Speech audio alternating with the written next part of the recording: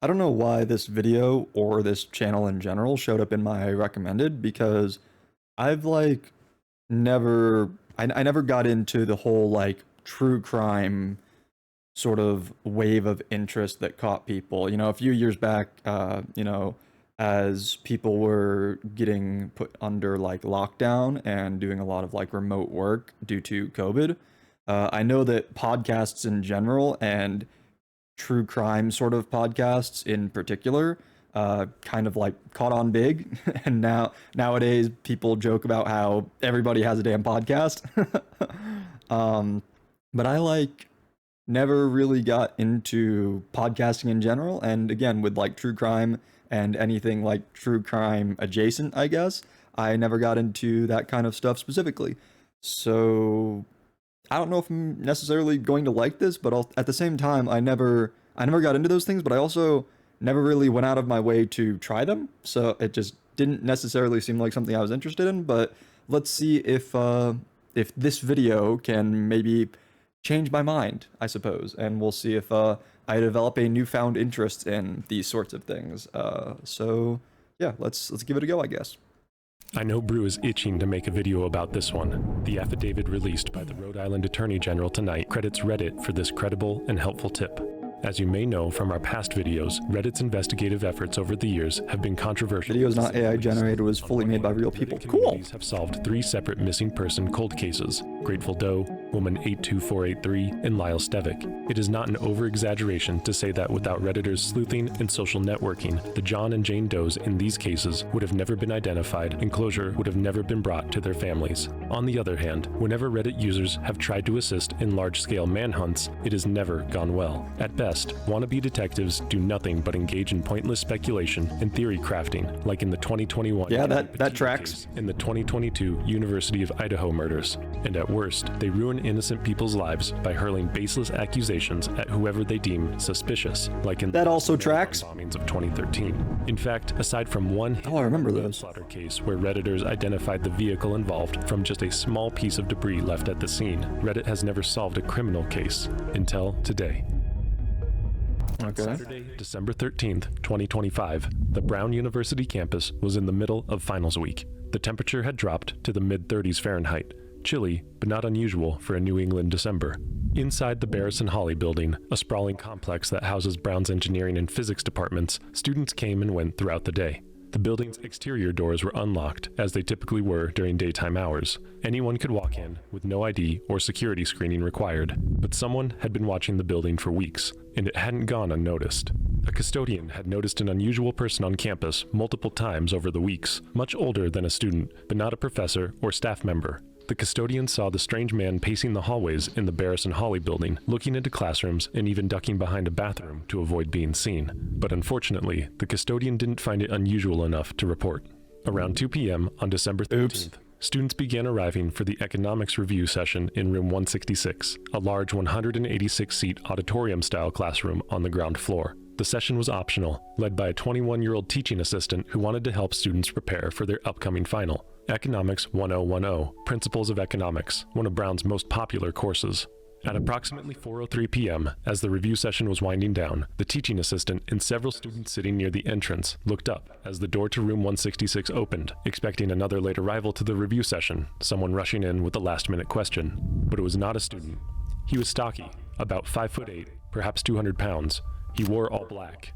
Black pants, a black jacket, black shoes, and a black medical face mask that concealed most of his features. On his head, he wore a black knit cap pulled low over his forehead. In his right hand, he carried a small black satchel.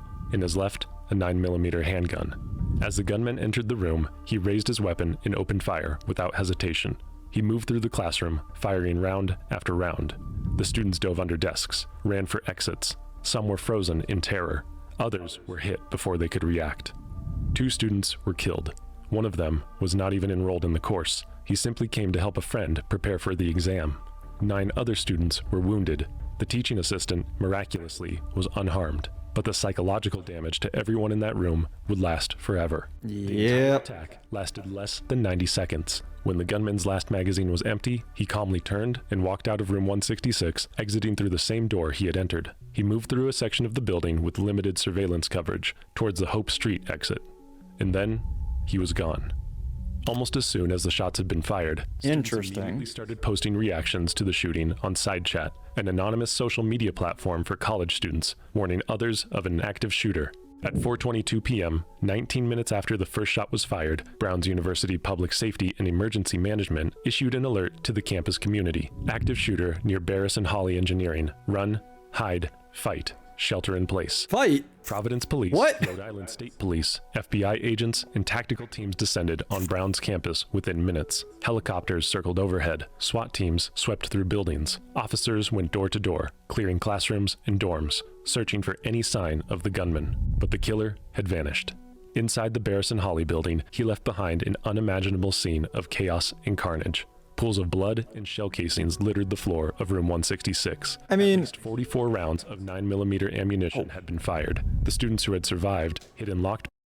Okay, that's more shots than I would have thought were fired, but I do want to say, like, this was, like, just a handgun.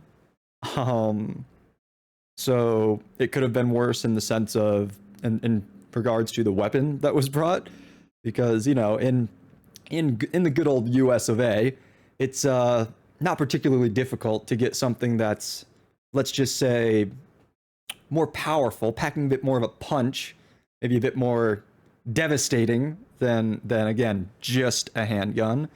And even with just a handgun, though, the fact that, I mean, what was it, 2 people were killed and they say 7, 9, several people were injured. Like, even with a handgun, like, it could have been a lot worse, gonna be honest. But again, like was mentioned, the kind of psychological impact that has on the people who were there, regardless of whether they made it out physically unharmed, like that's a lot. that's intense. Bathrooms and barricaded offices, terrified the shooter would return. Outside, thousands of students were evacuated from campus buildings, many of them taken to the Onley Margolis Athletic Center. They waited for hours, sending desperate messages to friends and family. Some had fled their dorms without shoes, coats, or even phones, leaving their loved ones in the crippling position of not knowing if they were alive or dead. But while students were sheltering in terror, investigators were facing their own nightmare. They had almost nothing to go on. The students confirmed that the shooter had been wearing a mask and a hat to conceal any identifying features. When authorities checked the cameras, they discovered he had moved through parts of the building with limited camera coverage. Brown University had over 1,200 security cameras installed across campus, yet not a single one of them had captured a clear image of the gunman's face. The cameras did, however, show the chaos after the shooting, the students running, the police response, and the frantic evacuation. But they didn't show the shooter entering the building or leaving. The only footage they had was grainy, distant, and frustratingly unclear. That's a little The campus sus. remained on lockdown throughout the night. Students on campus were too afraid to sleep, and a bride and groom at a nearby wedding venue were forced to shelter in place during what should have been the happiest day of their lives. Oof. The entire East Side neighborhood was paralyzed with fear of a potential round 2. Investigators worked through the night, Fair. reviewing every second of surveillance footage they could find. They canvassed the neighborhood, knocking on doors, asking residents if they had seen anything suspicious. They collected witness statements from students who had been in the building. They processed the crime scene, collecting the shell casings, examining ballistic evidence, searching for any clue that might lead them to the killer. None of it helped. The shooter had been meticulous. He left no identification or personal items behind, just 44 spent shell casings in a classroom of victims. By Sunday morning, the reality was clear. Whoever did this had planned it carefully, and he was still out there, possibly planning his next attack. At approximately 3:45 a.m. on Sunday, December 14th, less than 12 hours after the shooting, Providence police received a tip. Investigators descended on a Hampton Inn in Coventry, Rhode Island, about 20 miles from Providence, detaining a man they described as a person of interest. Providence Police Chief Oscar Perez announced that they were no longer looking for anyone else in connection with the shooting. Within 2 hours, Brown University finally lifted the shelter-in-place order, allowing those on campus to finally breathe. For a few hours, it seemed like the case might be solved. But by late Sunday night, the hope evaporated. The man detained at the Hampton Inn was released without charges. They got the wrong guy. Rhode Island Attorney General Peter Nerona held a press conference admitting that, while some evidence had pointed to the initial person of interest, the investigation now points in a different direction. Chief Perez defended the detention, saying it was not a mistake, but just how investigations work. That wasn't how everybody felt. Interesting. Multiple law enforcement sources told reporters that, actually, it was a mistake. They claimed that the investigation had to effectively restart after early missteps, and that the process had been set back by several hours. Yeah. Every hour in an investigation like this is precious. Hours when the real shooter was getting further away, covering his tracks, possibly even fleeing the state. Yeah, that's something that, like, even without having like put a lot of time into watching or listening to these kinds of, like, you know, crime documentaries or whatever sort of things, that's something that you like always hear about any sort of investigation, is that like the initial X amount of hours after the incident occurs are like the most crucial times to try to find who's at fault and like what happened and like figure things out.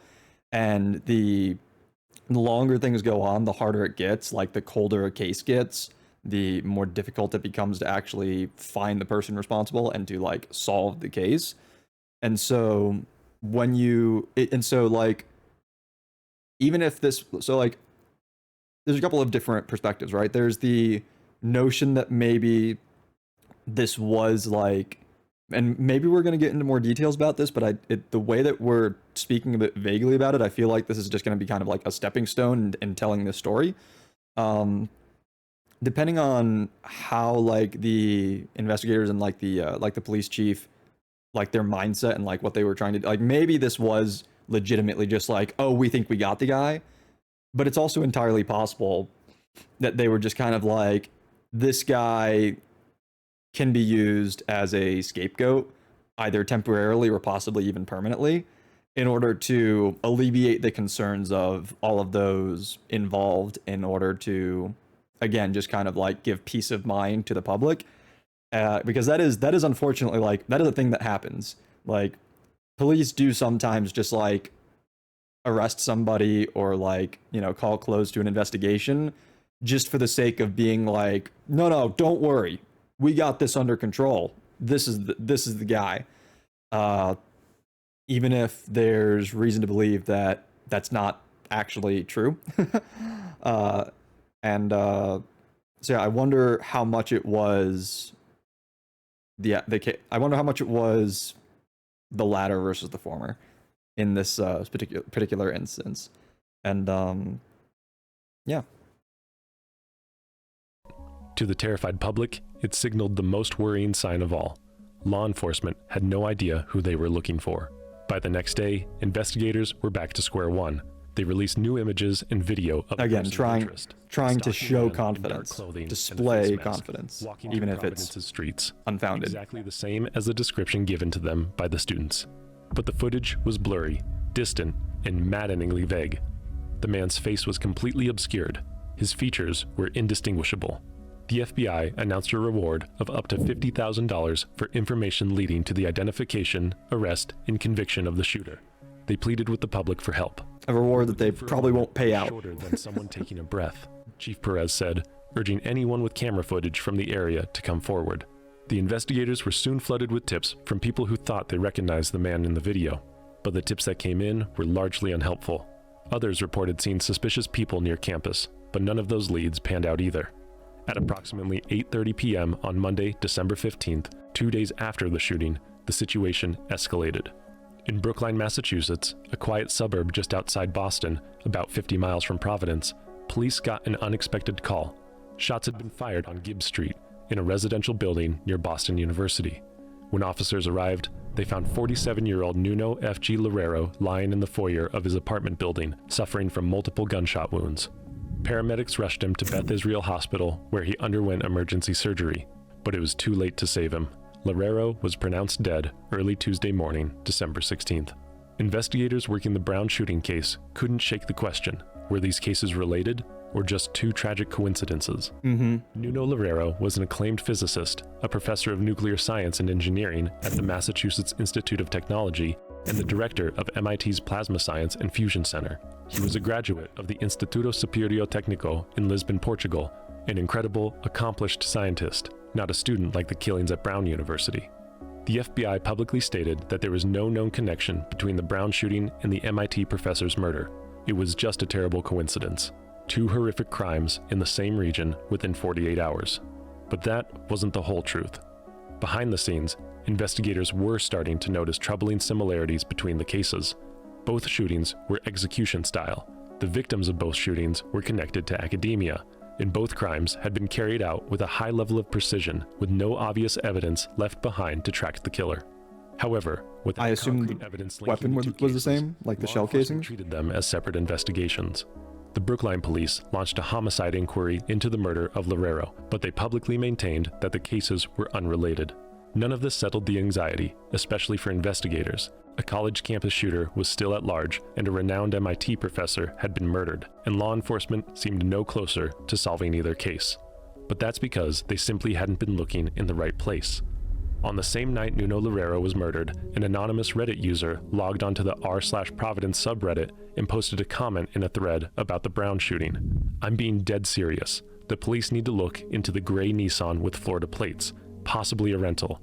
That was the car he was driving." Under normal circumstances, a post like this might have been ignored.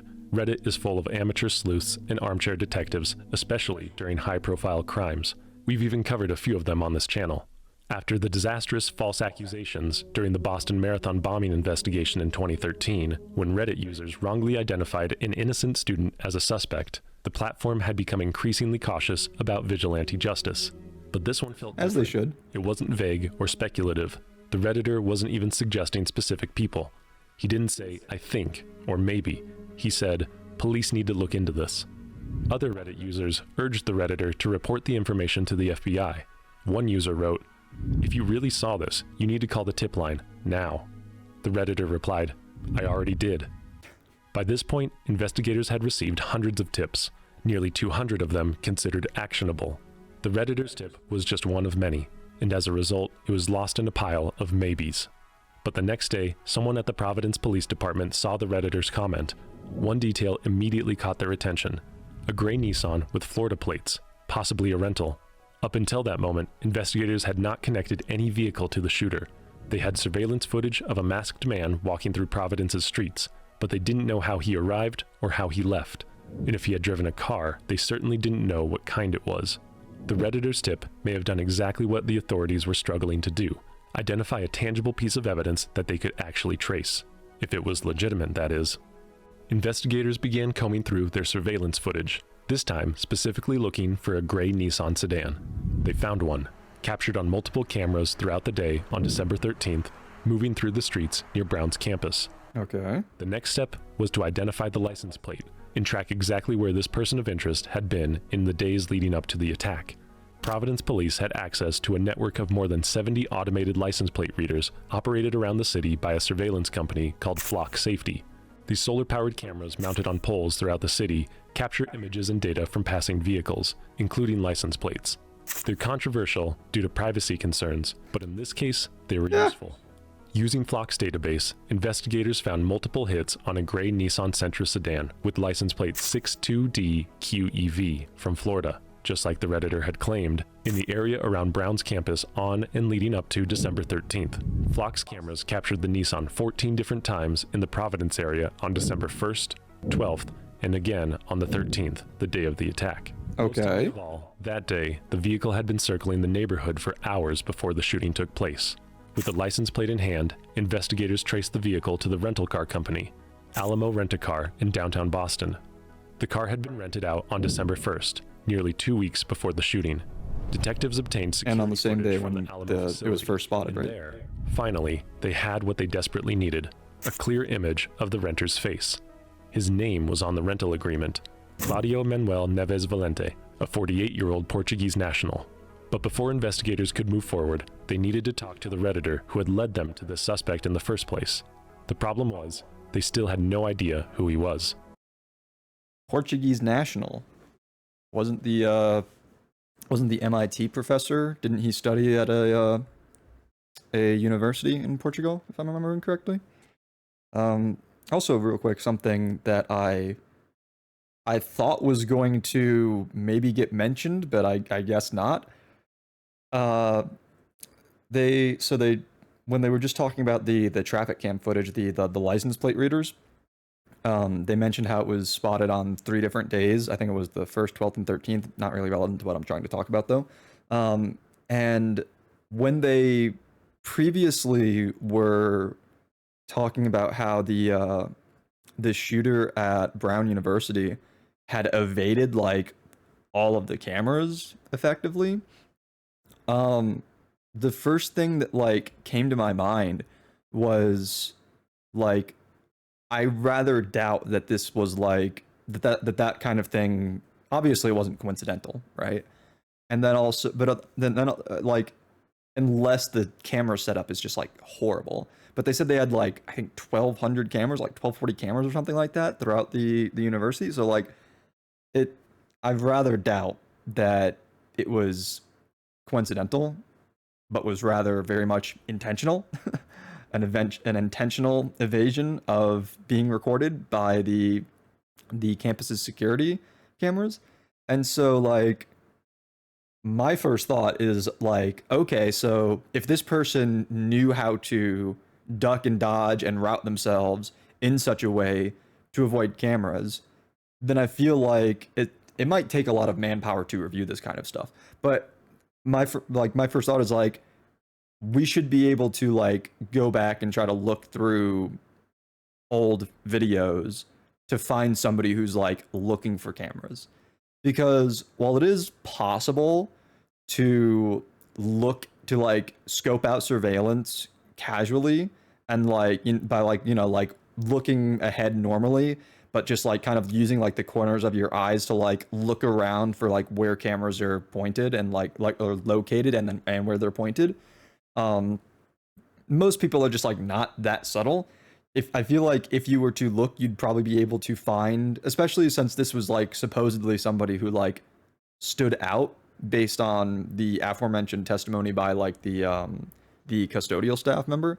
Like this was supposedly somebody who like kind of stood out amongst the regular students. So I feel like it shouldn't be, again, it would probably be very time intensive.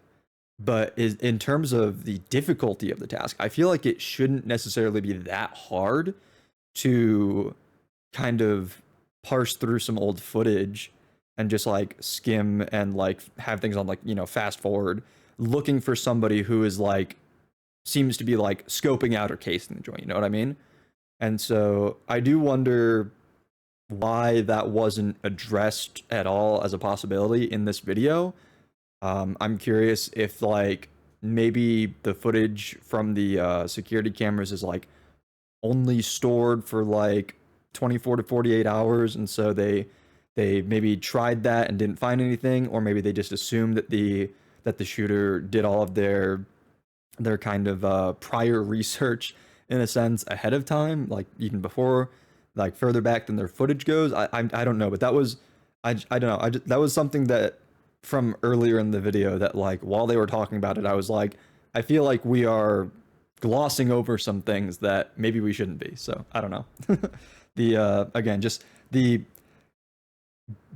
license plate readers being able to date back like 2 weeks was something that just reminded me of like, why didn't we, but like it just kind of reminded me like, oh yeah, there was this thing from earlier, speaking of like, you know, going back in time and like having records from more than a few days back. Like it just reminded me like, why didn't we talk more or look more into this? And again, I don't know if that's a video thing, and they didn't feel like it was super relevant to get too much into in the video, or maybe they didn't have the information necessarily from the investigation to be able to address it in the video even if they wanted to, or if most concerningly as a possibility, or if the investigation team themselves didn't feel like this was an avenue for success. Which, you know, you'd like to think that they are, again, that like any kind of police or investigative force is competent and clever enough to not overlook such a thing, but they can be. Hello? They knew he had posted on Reddit and that he had called the FBI tip line, but they didn't have his name, his address, or his contact information. Okay. However, Their investigation did lead them to a second person of interest who would break open the entire case. Investigators released security footage, capturing this individual having some kind of confrontation with the prime suspect near the corner of Cook and Benevolent Streets, just 2 hours before the attack. They desperately wanted to speak to this individual. That man, it turns out, was a homeless man and former Brown student who now often sleeps in the basement of the Barris and Holly building. On Wednesday, December 17th, after seeing himself in the surveillance footage, the homeless student approached Providence police officers near Brown's University Alumni Hall. He told them he wanted to talk. He had information about the shooter. Officers immediately brought him to the police station for an interview and were surprised to discover that this homeless former student was also the Redditor who had drawn attention to the gray Nissan. Investigators had since referred to this man as John, so we'll do the same. What John told them was extraordinary. According to the affidavit, John's encounter with the shooter began at approximately 1:45 p.m. on Saturday, December 13th, more than 2 hours before the attack. John had been inside the Barris and Holly building, using a ground floor restroom across from the auditorium where the shooting would later occur. While in the restroom, John noticed another man inside, wearing a surgical mask and dark clothing. John made eye contact with him, and immediately, something felt wrong. His clothing was inappropriate and inadequate for the weather, John told investigators. It was December in New England. The temperature was in the 30s, yet this man was dressed as if he were trying to hide, not stay warm. John left the restroom, and soon after, so did the masked man. And then, as John later described it, a game of cat and mouse began. John followed the man outside, keeping his distance, watching him move through the residential streets around Brown's campus. The man walked to a gray Nissan. Okay, so I don't want to like discredit the idea of like instinctually feeling like something is wrong, but the clothing thing seems a little a little flimsy to me. Maybe that's just because I'm weird and like I wear pants as opposed to shorts in like 80-90 degree weather. So maybe that's just me projecting. But I don't know, I feel like, but also like people do just like over bundle, or like there are people who like in the kind of weather being described, there are people who wear literally shorts and a t-shirt. And so I feel like jumping to the idea that like, hold on, this person seems like they're wearing too much clothing, that just seems a little weird to me. At least, and it seems weird to me to start following someone based on that information. But if he feels something's off, I guess. Okay, John. Sedan with Florida plates, parked behind the Rhode Island Historical Society, just 3 blocks from the Barris and Holly building. The man approached the car, unlocked it, looked inside, then locked it again, and walked away. John thought this was strange. Why would someone unlock their car, not get in or grab anything from it, then lock it again and keep walking? Okay, that does seem a little odd. And peeked in the window. He noticed 2 funny-style bags on the rear floorboard on the passenger side. The man circled the block. John kept following. Every time they made eye contact, the man changed direction, as if trying to lose or evade him.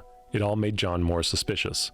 At one point, John called out to him, "Your car's back there. Why are you circling the block?"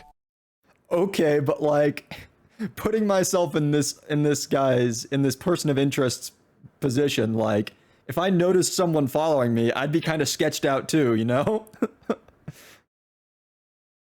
The man turned around. He stared at John, and then he responded, "I don't know you from nobody."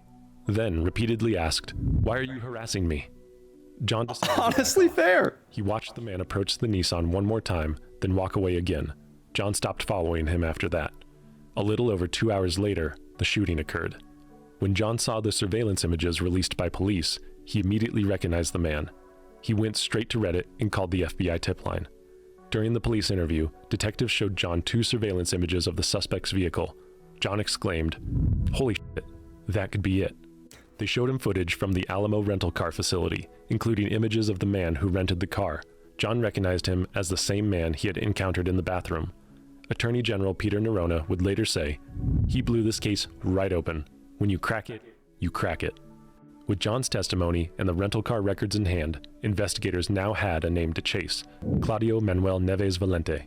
They ran his background, but what they found was both unexpected and deeply troubling. Neves Valente had a direct connection to Brown University. He had been enrolled Not as a surprising. graduate student in the physics PhD program from the fall of 2000 to the spring of 2001. He had taken a leave of absence in April 2001 and formally withdrew in July 2003, never completing his degree. He had no active affiliation with Brown for more than 2 decades. But there was more.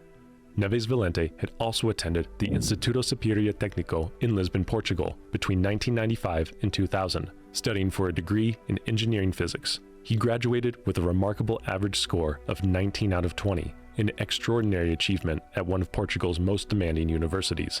That means he was at the university at the same time as Nuno Loureiro, the Okay. MIT professor who was murdered. Investigators had just stumbled onto the connection that linked the Brown shooting to the MIT professor's murder. They were classmates. They knew each other. Former classmates told investigators that Neves Valente had been brilliant but difficult. He frequently got into conflicts with fellow students, believing they were all incompetent compared to him. After leaving Brown, Neves Valente's academic career collapsed. A 1998 announcement in Portugal's official Diário da República referred to Neves Valente's appointment as a teaching assistant at IST, but then a 2000 notice mentioned his termination from the role. Reporters later indicated that he had been dismissed from the position for unknown reasons. In 2017, Neves Valente won a U.S. green card through the Diversity Visa Lottery program, becoming a lawful permanent resident. He returned to the United States, and then, for reasons still unknown, he severed ties with his family in Portugal. 8 years later, in November 2025, Neves Valente was preparing for his attack. He rented a storage unit in Salem, New Hampshire on November 25th. He rented a hotel room in Boston on November 29th and 30th, and on December 1st, he rented a gray Nissan Sentra with Florida plates from Alamo in downtown Boston. For nearly 2 weeks, he circled Brown's campus, watching, planning, preparing. Security camera footage captured him on campus as early as November 28th. On December 13th, This is what I was saying he walked earlier. into room 166 and opened fire. After fleeing Rhode Island, Neves Valente drove to Brookline, Massachusetts. Security footage captured him within a half-mile of MIT professor Nuno Loureiro's home and entering an apartment building in the vicinity on December 15th around 8:30 p.m., the night Loureiro was fatally shot. About an hour later, he was seen entering the Salem, New Hampshire storage facility where he had rented a unit. Now, on Thursday, December 18th, 5 days after the Brown shooting, investigators had identified their suspect. They had his name, his photo, and clear connections tying him to both murders. They had traced his movements through surveillance footage and license plate readers, but Neves Valente had been meticulous. After fleeing Rhode Island, he had swapped the Florida license plate on his rental car for Maine plates, attempting to evade detection. At approximately 9 p.m. on Thursday, December 18th, FBI SWAT teams executed court-authorized search warrants at the Salem storage facility. They found Neves Valente's body inside an empty unit next to the one he had rented. An autopsy conducted by the New Hampshire Medical Examiner's Office determined that Neves Valente had died from a self-inflicted gunshot wound on Tuesday, December 16th, the same day Nuno Loureiro succumbed to his injuries at the hospital. By the time investigators found the shooter, he had been dead for 2 days. Investigators also found his satchel, containing 2 firearms and an electronic device containing 4 short video recordings. At a late-night press conference on Thursday, December 18th, Rhode Island Attorney General Peter Nerona and U.S. Attorney for Massachusetts Lee Foley announced their findings. The Connecticut State Police Forensic Science Laboratory had confirmed through DNA analysis and ballistics testing that one of the guns was involved in the mass shooting at Brown University, while the other was connected to Loureiro's death. The shell casings from the 2 crime scenes did not match, confirming that 2 different weapons were used. Okay. A preliminary DNA test established a match between Neves Valente and DNA obtained from evidence at Brown University. They confirmed he acted alone, but acknowledged that many questions remain unanswered. Yeah, I'd Why say. did he target Brown? Why that particular classroom? Why Nuno Loureiro? And what was his motive? The manhunt was over. And why did he kill Mystery of himself? Why it happened was far from solved. Over the holidays, feel like that should also as be a Brown question. students scattered to their homes off campus, FBI agents spent their days analyzing the electronic device found with Neves Valente's body. They contained 4 short videos that Neves Valente had recorded in the storage unit after the murders. In the recordings, he confessed to the murders, though made no specific comment on the murder of the professor. He explained that he had been planning the Brown University shooting for a long time, at least 6 semesters, he said, and he made clear that Brown University was his intended target. But he refused to explain why. In fact, Neves Valente showed no remorse and no interest in explaining any of his actions, other than to say, "I'm not going to apologize, because during my lifetime, no one sincerely apologized to me." The FBI has since released the video transcripts, but their contents remain open to interpretation. He acknowledged that the killings were, quote, incompetent, and claimed that they were triggered by John's confrontation and that he had no real ideology. He said his only objective was to leave more or less on his own terms and to ensure that he wouldn't be the one who ended up suffering the most from all this. But he never mentioned his former classmate Loureiro. Law enforcement sources have told ABC News that Neves Valente described having 20-year grudges that propelled him to buy guns and carry out shootings, but these aren't mentioned in the videos. But even with the recordings, investigators still don't have a clear motive. Why did he target Brown after more than 2 decades away from the university? Why did he shoot students who had no connection to him? Yes. Why Nuno Loureiro, a former classmate who had become a successful physicist? Some believe And with the no answer mention lies of in him. that last question. Neves Valente was clearly a genius in his classes, yet he had failed to achieve lasting professional success.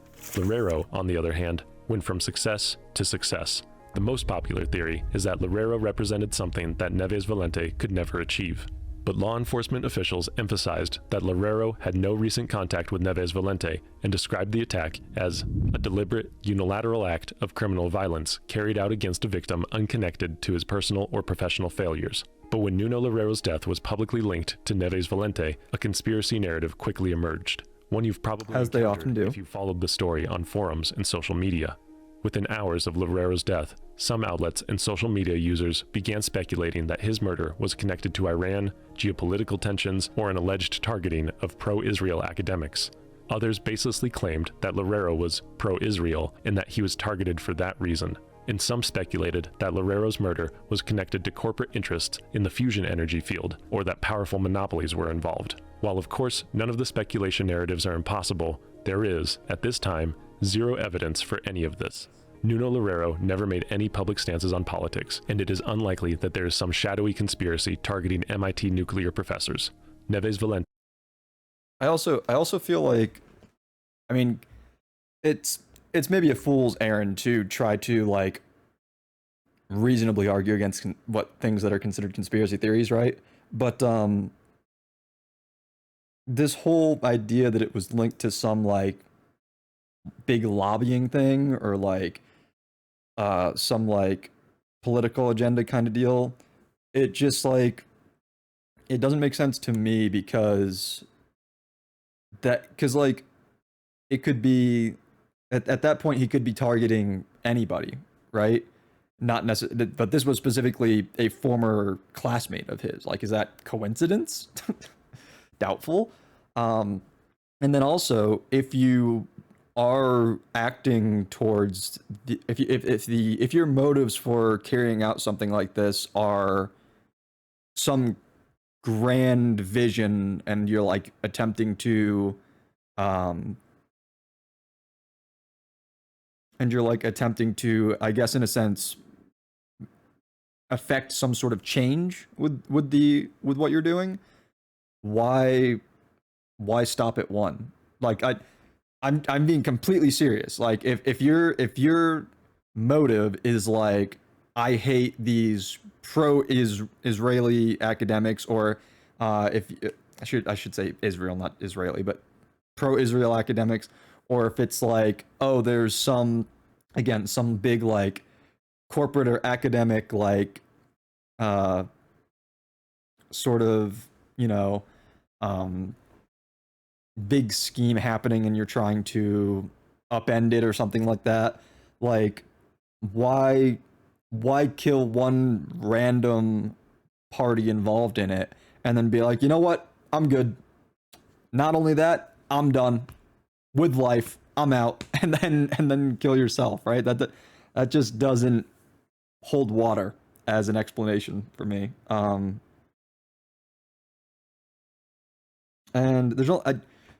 there's other things that I want to comment on too, but there's only a few minutes left in the video, so I'll see if there's anything else that's going to be said that might change the kind of questions I have or possibly answer them. But yeah, right now I'm still a bit confused on certain things. I also will say that I am glad though that they kind of mentioned, just to tie up one small loose end in all this, I'm glad that they mentioned that there was 2 different guns used in the 2 different shootings, because that was something that I mentioned earlier, was like, I thought that part of the reason that they the investigators had initially tried to connect the cases was because there was an overlap in the weapon used, but seems like he thought to avoid the seems like the shooter thought to avoid that kind of connection being made and used two different weapons. Was a software developer with, according to police, some grudges that ate at him. This was most likely the act of a deeply troubled individual who harbored resentment about his own academic and professional failures, fixated on people he felt represented the success he never achieved, and planned violence over decades before finally acting. Neves Valente himself said he had no ideological motive. In the aftermath of the investigation, Providence Mayor Brett Smiley wrote to FBI Director Kash Patel requesting that John receive the full $50,000 reward offered for information leading to the suspect's identification and arrest. Fellow Reddit users on the r/Providence subreddit had already flooded the forum with praise for Reddit Guy, but John has remained anonymous and has declined all requests from the media. On Wednesday evening, he posted on Reddit one final time. Respectfully, I have said all I have to say on the matter to the right people. He never revealed his real name. As of this video, he has given no interviews. He simply did what he thought was right, and then disappeared back into anonymity. As of early January 2026, the FBI has not confirmed whether John will receive the reward. The Bureau maintains a long-standing policy not to comment on whether reward money has been paid and to whom, citing privacy protection and the need to ensure public cooperation with future investigations. They also have a long-standing policy of trying to get out of paying out for the things that they say they're going to pay out for, so fuck them, but... On January 5th, 2026, Rhode Island Hospital announced that all 9 victims who were treated for gunshot wounds had been discharged. The last victim was released in stable condition after spending more than 3 weeks in the hospital. All are expected to survive. Yay! As of recording this video, there's no more insight into why this killer decided to pull off such horrific and seemingly random acts of violence. And, given the content of his videos, there's no reason to believe we'll find out anytime soon. But the Brown University shooting represents one of the most unusual criminal investigations in recent American history. What is clear is this: in an era of high-tech surveillance, facial recognition software, and billion-dollar law enforcement budgets, it was an ordinary person with sharp eyes, keen intuition, and a Reddit account who solved the case. Law enforcement had every tool imaginable at its disposal. Brown University had 1,200 security cameras. Providence Police had access to 70 automated license plate readers. The FBI brought federal resources, facial recognition technology, and a nationwide network of field offices. There was a $50,000 reward. There were hundreds of tips. There were thousands of hours of surveillance footage, an incredible amount of resources. And yet, for 5 days, they couldn't identify the shooter. The case was solved only because a man, without a home, posted on Reddit. John, whoever he is, had something that cameras and algorithms can never replicate: human intuition.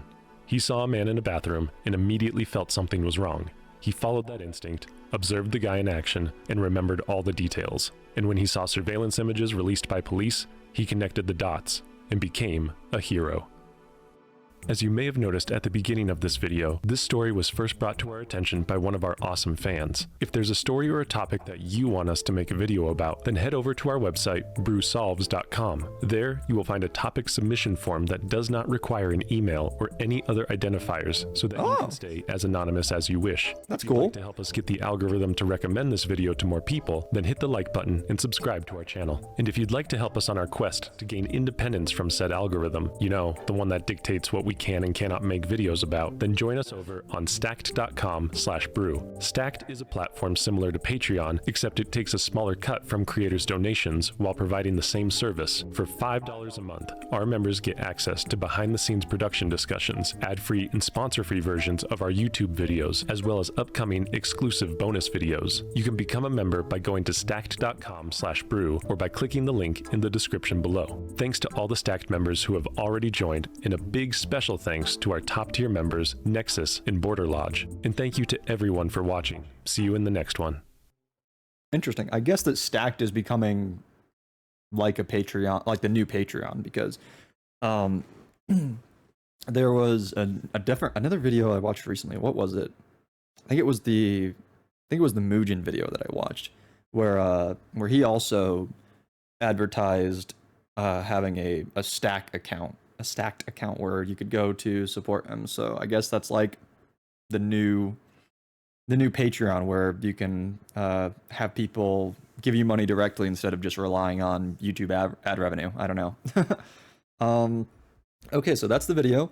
And I will say I feel like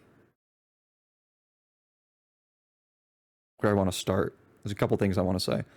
Uh, First off, I feel like well, I do agree on the importance of the role that John played in the investigation.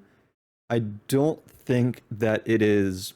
I don't think it should be framed as like, oh, Reddit guy solved the case for a couple of reasons. One is that I feel like the the tip that was provided about the vehicle, that was something that, from how it seemed to be presented, that was a tip that John provided to the police before saying anything on Reddit, right? And so, but it was like, according to at least the way that it was presented to me in the video, the way that it was framed in the video, was that tip in particular about the vehicle got lost among like 200 other tips. Um, that seems kind of, frankly, inexcusable to me. Uh, I think that if you are being thorough about an investigation, and again, going back to this idea that I've mentioned once or twice so far about like competence of police and investigators when it comes to something like this, uh, I feel like you can't afford to just have a case solving tip get lost among your other tips. Like, how do you just not explore properly your various avenues and like leads and stuff like that? Like, that just seems inexcusable. It really does to me. Um, and then also, it seemed like, again, maybe this was because of the way that the video was organized, but from how it seemed to me, once the one random member of the investigation saw the Reddit comment online and then decided from there to pay more attention to the tip they'd already received about the vehicle, uh once that happened, it seemed as though they had what they needed, you know? It seemed like from there they were able to tap into the digital resource that they had on hand of like the license plate readers. They were able to find the vehicle. They were able to connect it to a rental company. They were able to use the rental company's uh, video footage to get a clearer shot of the person of interest, and they were able to identify him. From there, I don't think they necessarily needed to the video kept emphasizing John's continued relevance to the investigation, how he was brought in and like questioned, and they used his like recognition of the person of interest as like, oh yeah, that's the guy who I like followed, and like that, and like all these things that John did that, again, I think his actions were arguably maybe a little sus, but you know, ends justify the means in this particular case, I suppose.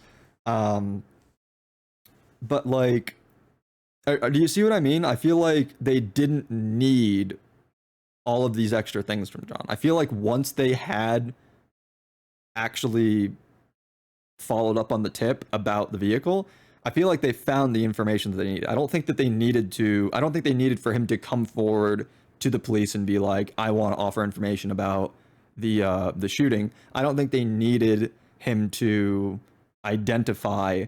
I put that in quotes just because eye-person witnesses are notoriously and like picking people out of a lineup is something that you see in like cop shows and like Hollywood like media type things, and those kinds of things are actually notoriously unreliable. Um, there have been documented instances and like studies done where you bring someone in and you show them like 5 6 completely unrelated people, and they'll be convinced like, oh no, this person, this is that, it's definitely this person. Like I know for a fact it's this person that I saw it, when it's just like, no, we literally set you up for failure. Like none of these people are relevant to what you're talking. So that's why I talk about him as like a, you know, that's why I was using the air quotes. But yeah, so I feel like his identification was unnecessary, and so that's why I just feel like the kind of his role is, again, it's not that he didn't play a role, but I feel like the Reddit guy role is being overblown for the sake of like arguably sensationalism, just because I feel like the reason that he was relevant to that John was relevant to this case was because he provided a tip. The reason that his continued involvement was relevant was only because the police didn't fucking act on the tip initially and needed to be pushed towards doing so, apparently. Again, at least the way it was presented in the video. It's possible, it's entirely possible that even without the Reddit comment and the member of the investigation seeing that Reddit comment, it's possible that even without John coming forward and being like, I have information that I want to provide, it's possible that they still would have gotten around to that tip and ended up still finding the connection to the thing and to the rental car service and finding the footage and then finding the suspect from there. That's all entirely possible. So I don't want to say like, oh, this was Reddit being a force for good, because I feel like I feel like while John did, play a significant role in finding the shooter, it wasn't because of his Reddit activity necessarily. But yeah, and then other things about this case. This whole thing felt weird to me. This whole situation felt so weird. So I already talked about like why I didn't think the shooter's motives were in line with the sort of conspiracy theories about like Israel and like the physics or like whatever, the kind of stuff that I already explained why I didn't think that was really sensible. But also I feel like it is the case that like overall the motives just don't make sense. And I know that some people will try to write it off and be like, oh, well, this guy was clearly mentally unwell, so it doesn't make sense to try to come up with a reasonable explanation. I think that's a lazy way to look at things. I think it's a lazy explanation. I don't think it makes sense to be like, to just like, this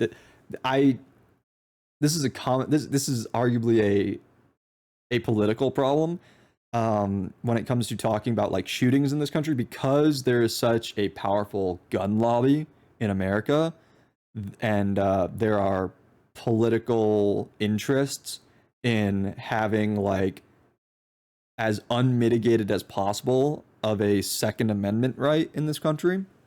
Because of that, people will always feel like if you try to talk about guns as a gun problem, like shootings as a gun problem, then there's going to be immediate pushback, right? And that's a big different kind of set of topics to discuss.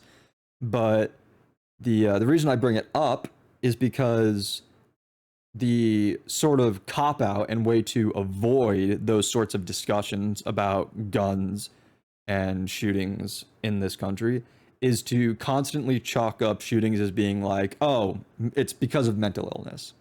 We're not going to actually do anything about mental illness, but we're going to blame shooting on mental illness.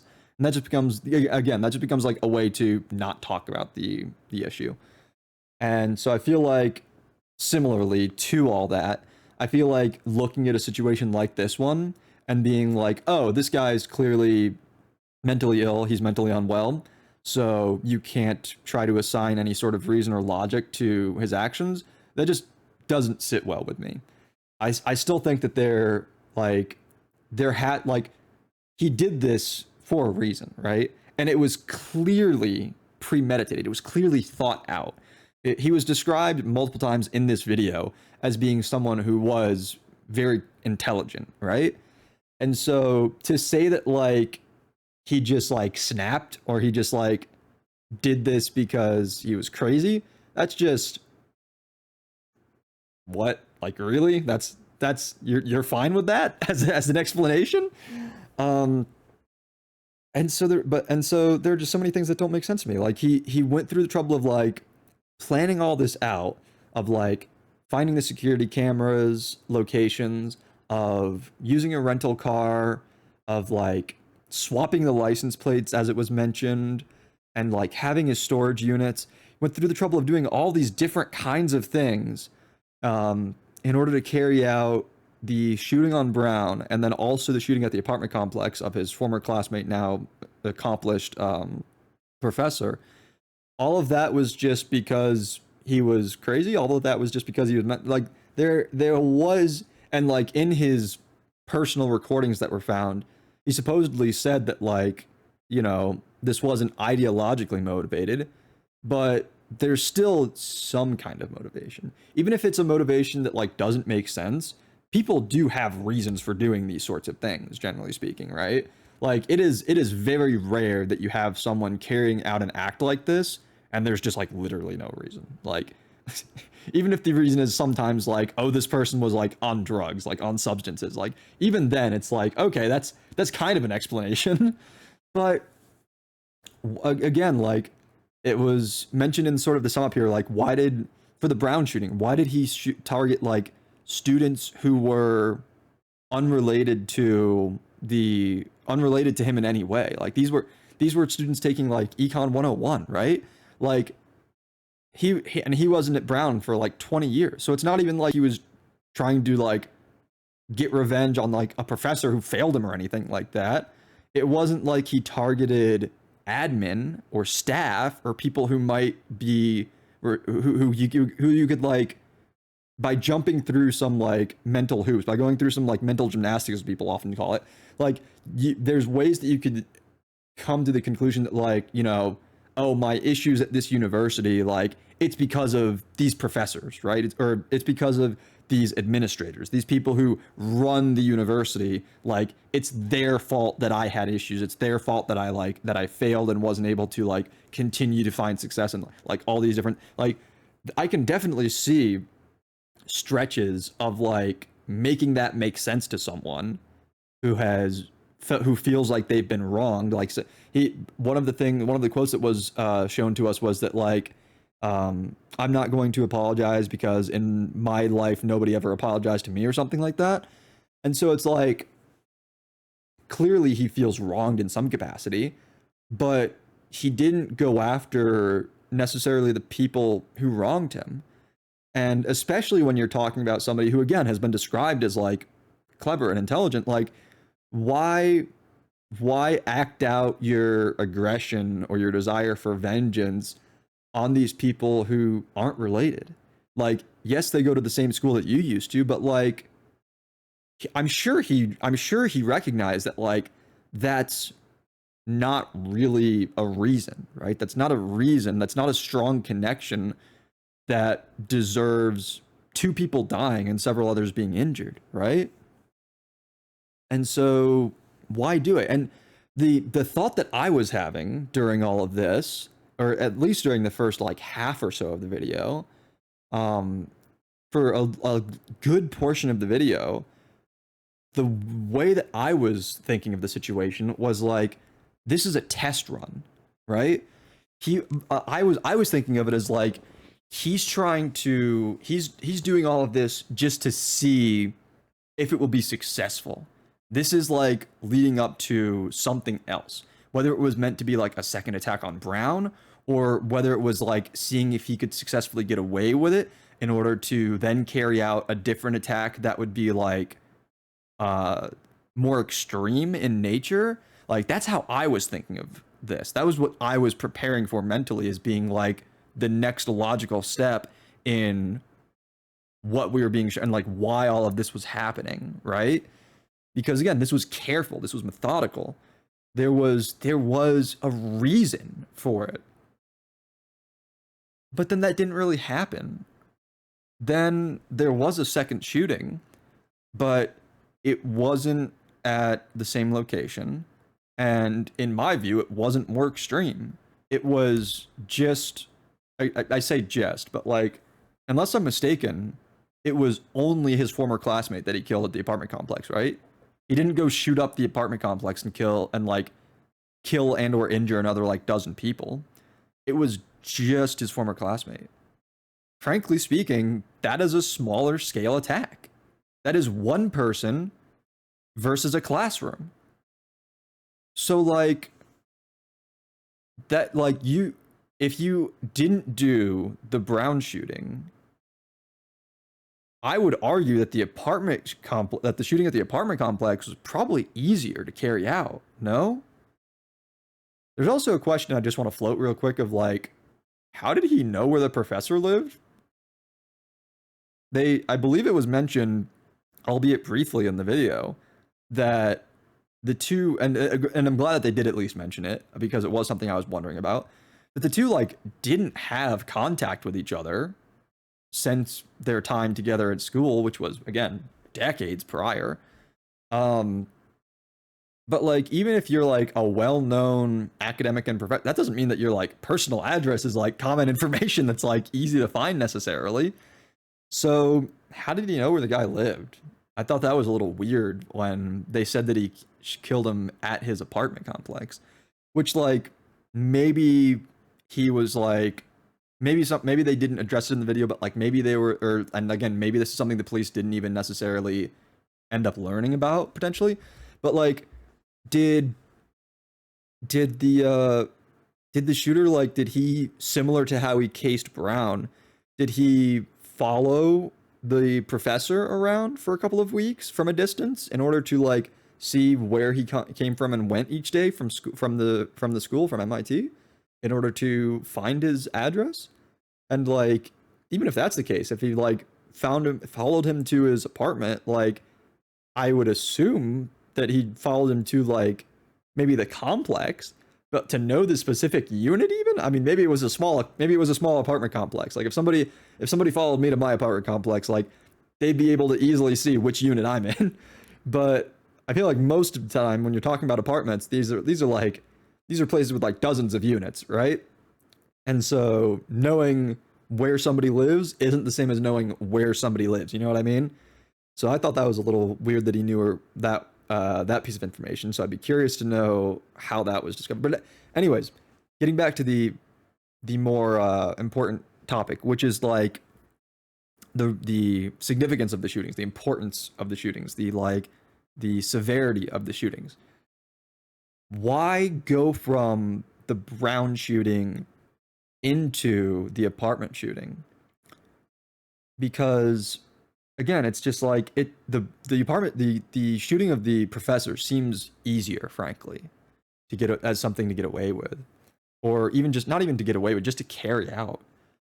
Because there's like a place that's like as public as a big university like Brown.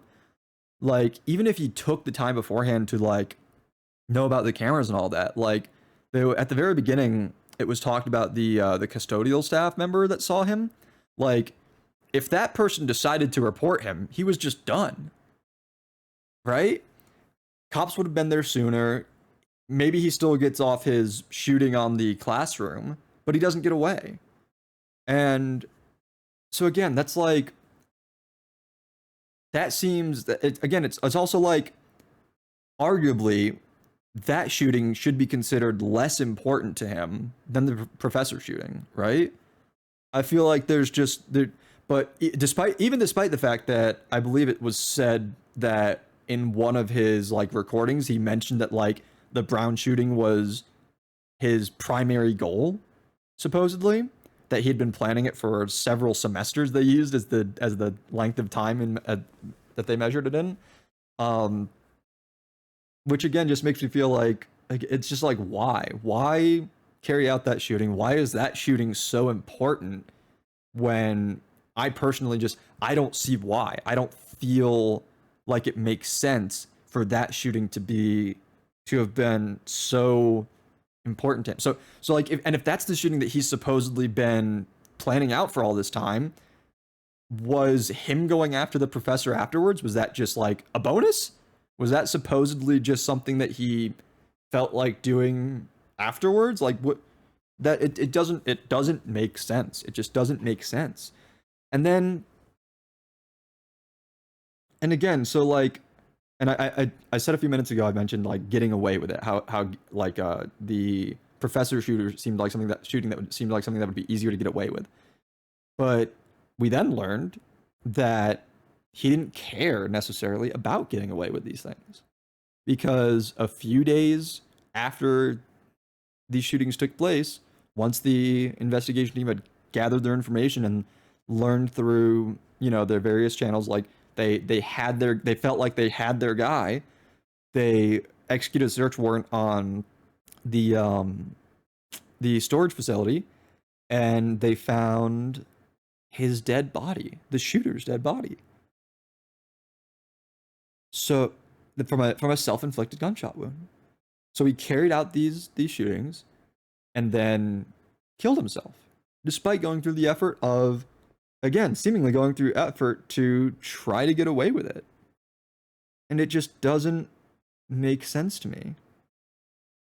Because, again, something else that, another thought that I was having, like, while watching, was like,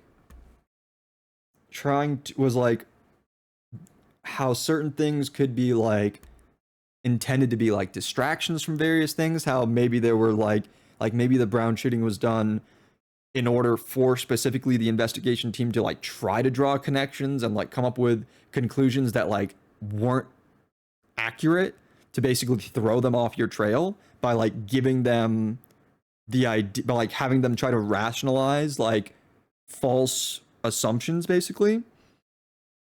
But these must not have been, these ideas must not have been the case. They must not have been true, because he didn't try to get away with it.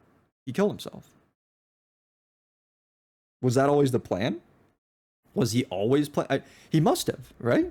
Because again, in the kind of a couple of the voice messages that we were shown in the video, he very clearly seemed to be indicating that, like, he didn't plan on living past carrying these things out.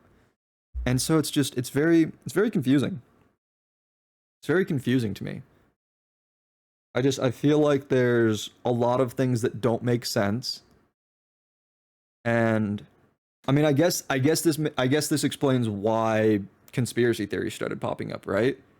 Because it does just feel like there are too many things that we don't know about the situation, and it does just feel like there needs to be more.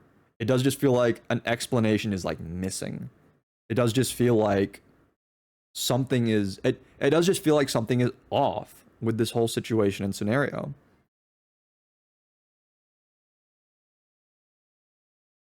It's not just why did he commit these shootings. It's not just why did he shoot up Brown. It's not just why did he shoot his former classmate, the MIT professor. It's not just why did he do these things. It's also why did he do them in these ways?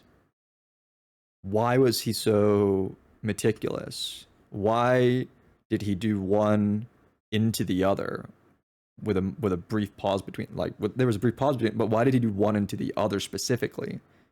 Why not the other way around? Why not only one of them? And then why refuse to elaborate as well?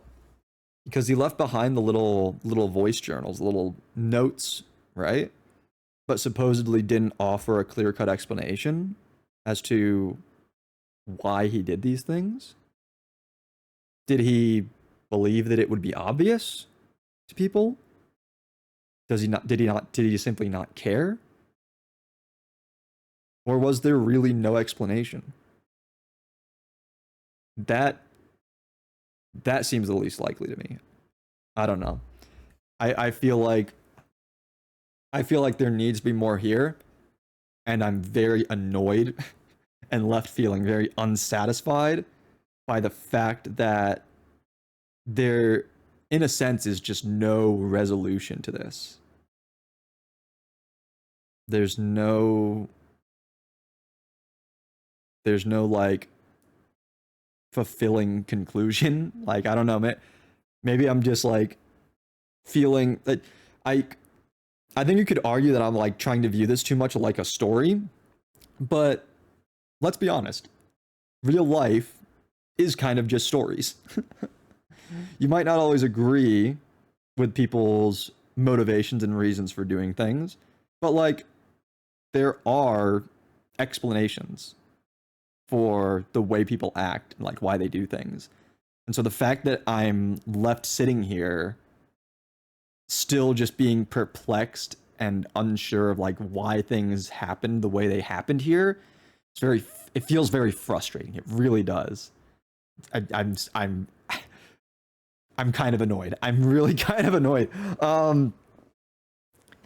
I guess if you like the way that I kind of looked at this and the way that I was thinking about things and the approach and angles that I seem to be thinking about things from, feel free to recommend me similar things to go over.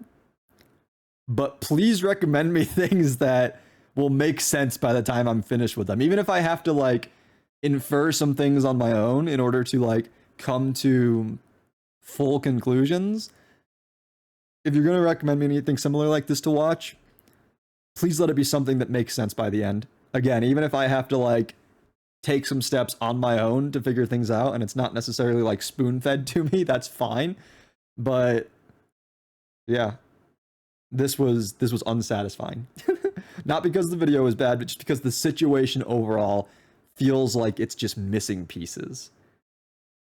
I think that's a good way to say it. It feels like this story is missing pieces that we're probably never going to get. Thank you for watching. Hope you enjoyed. Remember to like, comment, subscribe, all that good stuff. Let me know other things you might want to see me watch down in the comments, especially if it's things maybe like this in particular. But otherwise, until I see you in the next one, take care. Bye.